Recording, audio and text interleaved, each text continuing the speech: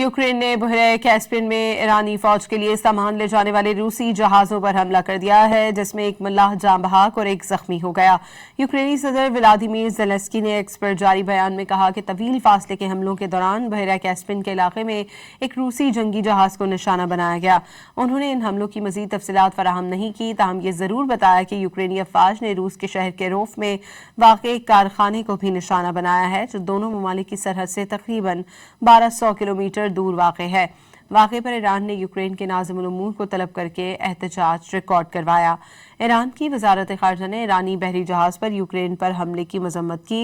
Iran ने कहा कि जहाज़ पर हमले में एक एहलकार जान बहक और एक जख्मी हुआ है। यूक्रेन ने बहरे कैस्पियन में ईरानी फौज के लिए सामान ले जाने वाले रूसी जहाज़ों पर हमला कर दिया है, जिसमें एक मल्लाह जान बहक और एक जख्मी हो गया।